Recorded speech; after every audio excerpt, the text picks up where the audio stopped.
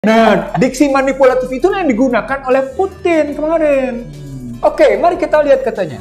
Kenapa Anda melihat Rusia dalam konteks Ukraina tidak melihat Amerika terhadap Irak katanya? Tidak melihat Amerika terhadap Libya katanya. Tidak melihat Amerika terhadap Suriah dan tidak melihat bagaimana Israel terhadap Palestina.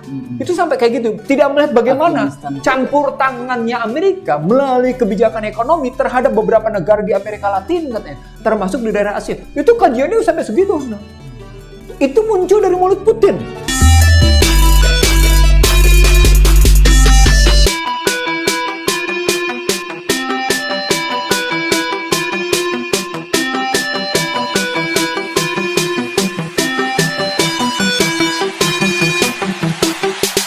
Bismillahirrahmanirrahim. Assalamualaikum warahmatullahi wabarakatuh. Waalaikumsalam. Kembali kita dalam program IC Trading. Seperti biasa diskusi dengan sobat saya Dr. Iksanuddin Nursi. Alhamdulillah, apa kabarnya Bang? Alhamdulillah. Ibu Husnul Fikes. Dan saya Husnul Maria. Ini banyak juga yang suka salah manggilnya Nurul. Apa? Nurul juga bagus. Itu diganti ya. Cahaya. Jadi Husnul Maria itu ya, perempuan yang Ya. baik kayak gitu. Insya Allah nanti kita semuanya Amin. Insya Allah. Husnul Khotimah. Insya Allah. Terima kasih juga. Ini biasanya saya cuma apa Mas Haji. Nah ini Mas Haji luar biasa, ini sudah membantu kita. Ya, sebenarnya utama. Mas Haji itu utama, peran utama. Kan selalu dibilang juga begitu dengan tim IC kayak gitu. Timnya Mas Haji. Sekarang ada tim baru. Siapa nih Pak? Basit. Video sebelumnya, karena waktu itu tappingnya hari Jumat, kita memang cuma sebentar ya bicara. Tapi ada beberapa poin, beberapa prinsip yang Masya Allah. Tapi itu nanti lebih video berikutnya ya. Kita bicara tentang political economy, dampak political economy. Kita sekarang bicara balik lagi ke basic lagi tentang perang Ukraina. Rusia Ukraina. Nah sebetulnya ini kan kalau orang melihat, saya akhirnya juga mengikuti itu, tapi mengikuti udah sebel aja. Kok boleh nggak ngomong sebel? Sebel aja karena media-media Barat. Sebetulnya ini tidak cuma sekedar Ukraina versus Rusia versus Ukraina, enggak. Ini ada NATO di situ. NATO berarti ada USA. Ya jadi dulu setelah Glasnost Perestroika, terus kemudian proses demokratisasi, former USSR pecah gitu ya, 14 negara atau 15 negara? 14 negara. Dan kemudian berbagai macam, ya tentu saja Soviet, Rusia ya banyak kehilangan sekutunya, Pakta Warsawa. Tapi NATO masih juga agresif untuk masuk ke negara-negara Eropa Timur, kecuali kalimat masihnya diganti dari tetap agresif. tetap agresif gitu. Karena memang World New Order. Jadi dalam konteks dunia memang mereka menguasai, termasuk menggunakan UN di dalam konteks ini. Nah, tapi bagaimana sebetulnya kalau kita ini juga dari mulai Perang Dunia Pertama, langsung kemudian Perang Dunia Kedua. Jadi sebetulnya Perang Dunia Pertama Kedua itu kan juga Eropa aja. Betul. Kenapa kemudian termasuk kita Amerika tentunya dari Asia selalu diikut-ikutkan terus. Tapi pada saat yang sama Bang, saya tuh mengikuti media-media Barat dari mulai yang kalau Amerika ya udahlah yang CNN, Fox nggak penting ya.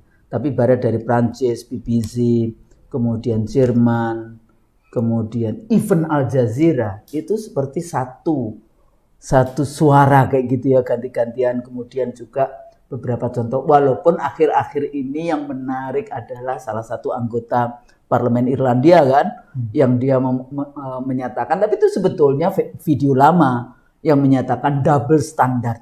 Tapi nggak cuma double standard, bahkan saya melihat sendiri waktu live, ini perang yang kemudian ada live-nya ya ini ya. Live kemudian pakai mengatakan ini refugee-nya, pengungsinya itu matanya biru, blonde, educated person, bajunya bagus, relatif civilized, kayak gitu loh. Dibandingkan dengan pengungsi dari Afrika. Suriah. Oh iya. Oke, Suriah. Jadi bagaimana Barat itu menggunakan terminologi-terminologi yang sebetulnya itu masuk kajian rasisme gitu, rasis di dalam konteks itu. Terus juga banyak statement-statement atau pernyataan-pernyataan dari para mahasiswa yang dia kuliah di Ukraina, tapi dari Afrika. Ya, ada mahasiswa saya di sana, dia nggak boleh keluar dari Ukraina, disuruh pegang senjata untuk membela ini. Saya mau pulang dari Nigeria, dari Afrika ya udah jelas itu yang namanya. Termasuk Afrika Selatan. Afrika Selatan yang kulitnya kayak gitu ya. Afro kayak orang-orang kulit hitam yang seperti itu. Terus yang India juga, tapi Perdana Menteri India luar biasa. Ya. Terus kemudian juga ada mahasiswa dari Pakistan kemudian. Tapi Indonesia juga katanya Menteri Pertahanan kita juga mengirimkan. Tapi waktu pertama kali saya melihat vlognya orang Indonesia, waktu dia, oh iya kita sekarang kumpul di kedutaan, ngapain? Masa nggak ada sih analisis perangnya di situ, apa yang akan terjadi? Kenapa nggak cepet untuk keluar dari Ukraina kayak gitu? Nggak mungkin yang namanya Rusia itu cepet gitu menyelesaikan perangnya itu. Pasti tidak mungkin seperti itu, dan respons Barat juga tidak akan diam saja kan, sampai mengirimkan senjata, dan terakhir rakyat dipersenjatai, bahkan mantan jenderal Amerika melatih. Jadi rakyat sekarang dipersenjatai di Ukraina itu, dan itu kalau kita lihat dari media-media Barat juga, media-media mereka. Jadi salah satu akhirnya saya cari informasi yang lebih, kalau Cina ya males lah dengerin kayak gitu ya. India, dari India ini luar biasa, terutama dari TV Republik ya kalau nggak salah. Itu dia memberikan banyak sekali perdebatan-perdebatan yang pasti dari Washington, kemudian Moskow. Pokoknya dia mencoba selalu ya debat ya, imbang dari dua kubu. Nah sebenarnya kalau dari negara-negara Asia ini posisinya di mana? Kalau kita bicara sekarang kan sebetulnya Barat membuka kedoknya sendiri, bagaimana hipokritnya Barat, double standardnya. Bukan double standard. Multiple suitable standard. Itu istilah kita itu. Suitable standard. Itu istilah kita. Apa yang terjadi di Palestina, di Irak. Irak itu ada 500 ribuan anak-anak yang mati pada saat pertama kali di anak dan ibu. Iya, yang pertama anak-anak 500, kalau semuanya itu sekitar 1,2 jutaan. Iya, betul. Nah, di dalam konteks itu. Iya. Dan bagaimana terakhir akhirnya mengatakan tidak ditemukan senjata pemusnah massal dari Irak. Ya, jadi Saddam Hussein. Jadi ini sebetulnya dunia kemana dan di mana posisi kita? Nah, studi dari Melbourne University ya, agak kecewa dengan Indonesia katanya. Pasti. Kecewa. Kenapa kok banyak citizen ya, WA group itu ya, yang lebih berpihak ke Rusia kayak gitu ya. Dia mengatakan itu terus, wah ini prihatin dan sebagainya. Nah, melihat multiple suitable standar dari Barat dan kemudian very complex issues. Jadi ini nggak cuma sekedar kemarin sore Rusia ingin menyelamatkan dua kayak dua provinsi atau negara yang kemudian bagian selatan dan timur itu yang berbahasa Rusia. Ternyata ada 40%-an rakyat Ukraina yang menggunakan berpihak ke Rusia, menggunakan bahasa Rusia gitu ya. Jadi macam-macam, sampai yang menarik ya presiden Ukraina ternyata pelawak. Ya. Dan kemudian juga ada bintang film, ada produser film, semuanya yang jadi ini. Saya bicara, ini jangan-jangan mereka sudah berpikir World Game League, kayak lagi main game gitu loh. Iya. Ya enggak? Iya.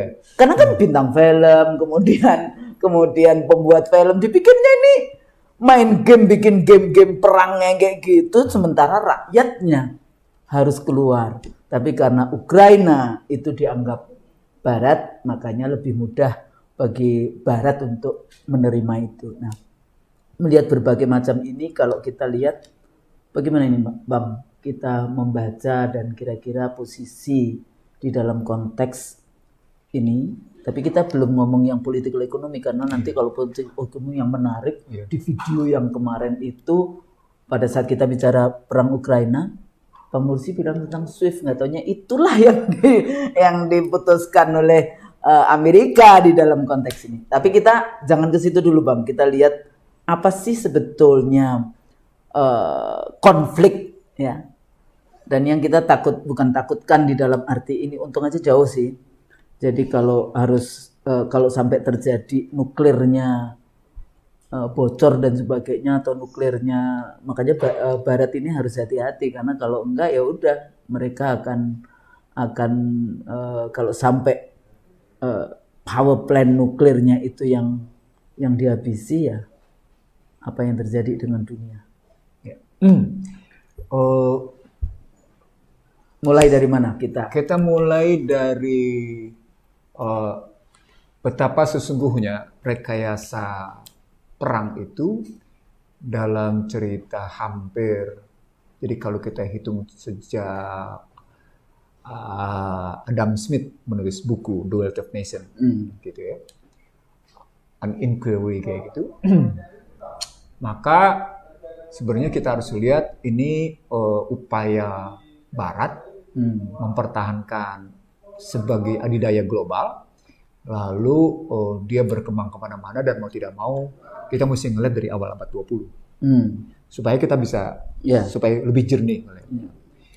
Ini saya sampaikan sebenarnya di sebuah radio. Jadi saya sampaikan di sebuah radio. Dalam sebuah radio itu saya bilang begini, kalau kita ngeliat kasus Ukraina, kita tidak boleh berhenti di era 89-90 ketika Uni Soviet pecah, saya bilang. Glasnost Perestroika. Nggak boleh berhenti di situ. Karena kita harus mundur lagi ke belakang, ke Perang Dingin. Perang Dingin itu artinya kita sudah mulai masuk analisis dari sejak 1955 dong. Ya. 1955. Setelah Perang Dunia Kedua. Setelah Perang Dunia Kedua. 19 paling tidak dari 1955 yang mungkin keras kayak gitu istilah Perang Dingin ini blok timur, blok barat. Paling tidak sampai dengan 1990. Artinya berjalan dia sekitar 35-40 tahun, 2 generasi. Kalau cuma mundur di situ, maka kita cuma dapat Perang Dunia Kedua.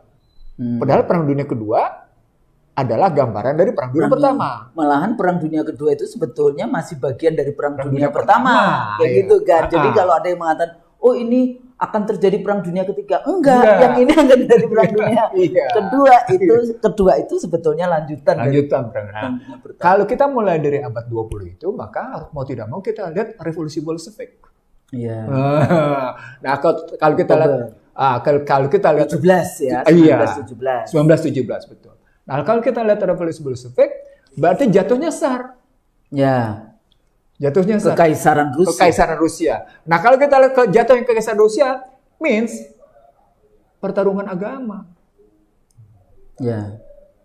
Itu yang saya sampaikan di radio swasta itu. Ini loh, kalau mau ngelihat kasus Ukraina, mestinya kita ngelihat tidak melulu pada konstruksi soal istilah saya alutsista. Jadi ini peradaban. Nah, jadi kalau kita mau lihat jernih gitu ya. Pertama kita ngelihat ini sebagai perang agama. Ya. Perang agama. Satu. Yang kedua, ini perang alutsista. Alutsistanya tidak melulu pada darat, tapi juga udara. Ya. Gitu ya. Tidak laut juga. Laut ya pasti. Prancis sudah kirim itu yang namanya. Nanti berkaitan dengan Crimea itu. Crimea. Nanti berkaitan dengan Crimea. Nah, kalau kita ngambilnya berarti terjadi alutsista di darat, laut, dan udara, maka mau tidak mau kita harus melihat ICT, cyber war, yang pemberitaan baru muncul kemarin di Indonesia tentang betapa pentingnya perang ini melibatkan di antara antar Rusia sama NATO, itu orbit satelitnya saling menjatuhkan, dahsyat kan? Padahal itu pemberitaannya sudah 2 minggu sebelumnya. Jadi begitu perang itu muncul, permainan di satelit itu, itu sudah muncul. Gitu. Nah, jadi kalau pertama agama, yang kedua alutsista, yang ketiga melibatkan cyber war. Itu berarti ini terjadi perang ini juga melibatkan peperangan yang saya sebut sebagai psikologi, biologi, radiologi. Bahkan juga terakhir itu kan bicara tentang apakah kita wallahu alam dalam konteks itu ya ditemukan itu statement saya 2 minggu lalu. Siapa namanya yang dulu di Jakarta? Namru. Katanya sekarang dipindahkan Ukraina. waktu itu Ukraina, bukan sekarang, maksudnya itu juga dipindah ke sana. Nah, data saya di 2 minggu lalu di radio swasta, News and Talk itu, saya menyebut ada 5 laboratorium, gitu ya. Semua media Barat, semua media yang dalam arus utama menolak soal keberadaan 5 laboratorium itu. Lalu muncul berita ada 11. Yang menarik, kalau tadi Husnul bilang Fox nggak perlu dilihat lah, justru Fox yang membuktikan lebih lanjut tentang bagaimana peranan Departemen Pertahanan, peranan Kementerian Luar Negeri, peranan Kementerian Keuangan untuk membiayai laboratorium itu. Nanti bisa kita lihat di tayangan lebih lanjutnya potongan-potongan dialog itu. Maksudnya kalau sudah komentari kadang-kadang nggak ini, tapi tetap memang harus dilihat pernyataan-pernyataan dari yang menariknya, pejabat Amerika itu ya di situ. Yang menariknya justru di Fox itu sejumlah pejabat dari 3 kementerian tadi itu membantah semua, tetapi pejabat intelijennya membenarkan.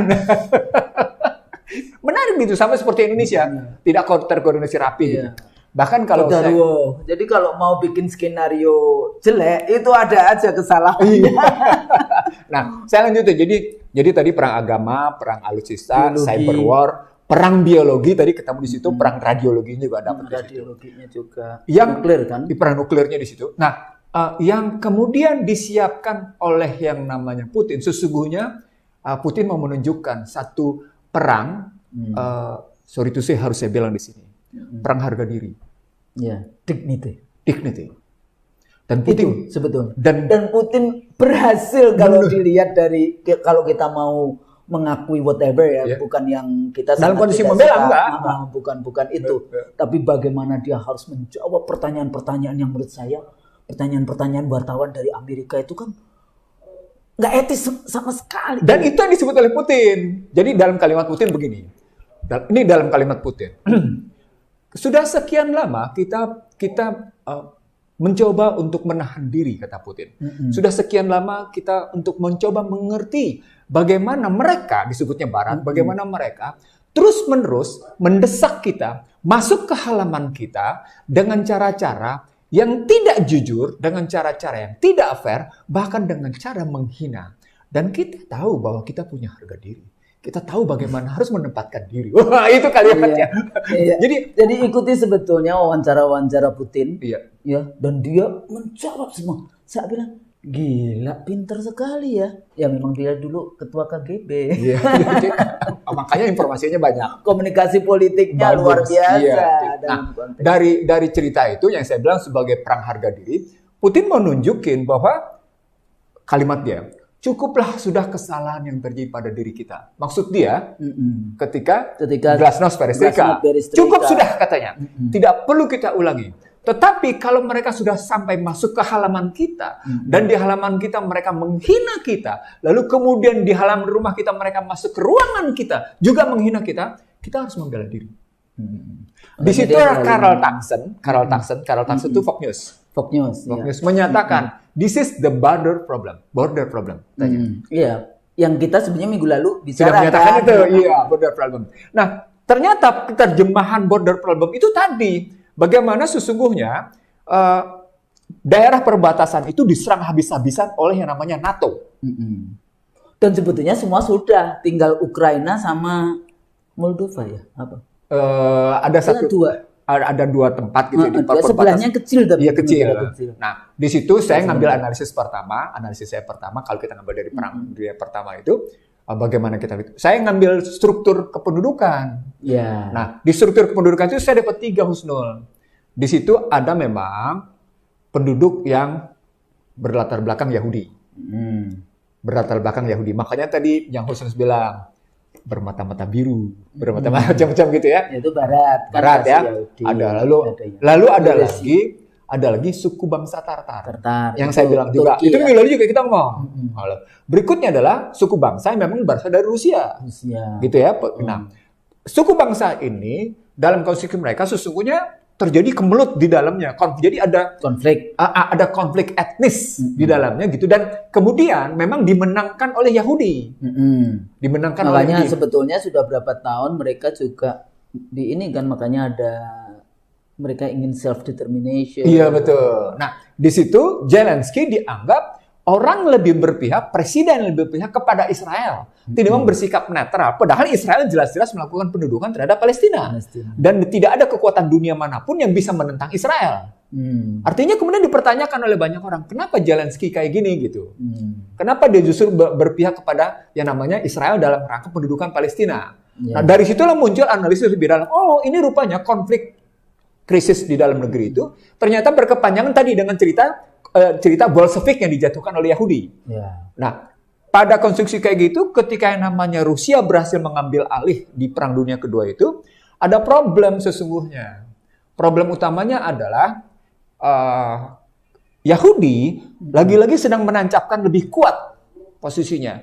Nah, penancapan kekuatan lebih kuat di bawah Uni Soviet itu dianggap oleh banyak kalangan, ini sesungguhnya berhadapan dengan cerita 3 Uni. Uni Amerika, Uni Soviet, Uni Eropa. Tapi Uni Eropa kan dia satu ini sama Uni Amerika. Maksudnya ini dalam satu kesatuan, mau dibikin satu kesatuan. Oh, mereka mau mengambil semuanya. Satu kesatuan, mau dibikin satu line. Mau dibikin satu line. Sama kan analisisnya menarik begini. Jadi di setelah yang namanya Soviet rontok, itu kan kemunculan Uni Eropa pada 1997 dianggap sebuah keniscayaan dari United States of America. Itu kajian di 97 tuh. Di kajian 97, makanya bukunya juga menarik di situ dari berbagai kalangan. Nanti mau tidak mau kita merujuk beberapa buku tentang revenge of sejumlah suku di Indonesia, di dunia, menunjuk pada bukunya Robert Kaplan gitu ya. Nah, kalau ceritanya begitu, maka yang kita hadapi sesungguhnya ketika satu line itu dibuat, maka ada problematik persaingan yang tidak sehat. Dan itu harus dijatuhkan kembali. Jadi sesungguhnya yang New World Order itu mereka mau bikin cuma satu dunia. Bahasa absolut satu. Nggak enak juga kalau semua sama. Tapi ada tetapinya. Justru setelah mereka berhasil merontokkan Uni Soviet itu, saya lompat langsung karena sudah sampai langsung pada konklusi New World Order. Justru pada 2004 dan di 2005 itu George Walker Bush sebagai Presiden Amerika ke-43 dianggap kebijakan-kebijakan politik luar negerinya, gitu ya, itu sampai Menteri Luar Negerinya mengundurkan diri. Saya lupa cuma namanya. Menyatakan bahwa ternyata kebijakan George Walker Bush itu memunculkan musuh-musuh potensial Amerika melakukan perlawanan. Itu 2004-2005 maksudnya. Iya. 2004-2005 gitu ya. Setelah 9/11 sebetulnya. Dan setelah perang Irak. Iya, 9/11 kan langsung Afghanistan dan Irak. Artinya sesungguhnya negara-negara yang memang sudah berseberangan. Kalau Irak kan sudah sejak 90-an. Perang Teluk. Ketika Iran diadu. Iran-Irak kayak gitu ya. Terus kemudian dilanjutkan dengan itu. Iya. Jadi Gulf War istilah mereka. Gulf War. Itu memang itu langsung bagian dari, tapi konstruksi lebih lanjut adalah ketika di 2004 dia jadi kajian di sana munculnya begini. Ketika 2004 dilihat sebagai kebijakan George Bush 2004-2005 memunculkan potensi perlawanan dari musuh-musuh Amerika, dia sebenarnya berkaitan dengan kesadaran negara-negara yang mengambil jarak dengan Amerika dan bukan aliansi Amerika itu melihat, oh, Amerika punya perilaku selalu multiple suitable standard. Betul, dari dulu. Itu yang saya bilang cerita bagaimana ABC itu mengambil sikap berbeda dengan CNN dan BBC, gitu yang kita pernah cerita juga di YouTube ya. Oke. Artinya sesungguhnya kalau kita lihat kayak gitu, cerita tentang Rusia sesungguhnya dimulai dari situ 2004. Jadi ada kesadaran yang kuat muncul dari Rusia bahwa perilaku menghina, perilaku mendesak, perilaku sebagai segala sesuatunya benar bagi Barat. Saya ulang ya, sebagai segala sesuatu benar. Itu muncul pertanyaan begini: kalau perang dingin sudah rontok, apakah NATO masih relevan? Ya waktu itu kan sebetulnya fakta wartawannya udah dilucuti. Kalau fakta wartawan sudah dilucuti, kenapa NATO-nya masih relevan? eksis? Itu pertanyaannya. Ya mereka nggak mau Ya karena memang kalau secara teori kan untuk defense itu ya dia harus mempersenjatai itu. Jadi mereka masih berpikir untuk mempersenjatai kapan aja bisa perang kan. Nah ini kita pakai angka. Nanti penonton ICD Ratio pakai angka-angka yang muncul dari persenjataan seks. Nanti kita sampaikan. Ya, nanti tinggal dimunculin angka-angka itu bagaimana pertarungan persenjataan itu bisa dilihat di situ. Nanti akhirnya bisa ketemu juga di pertarungan di keuangan.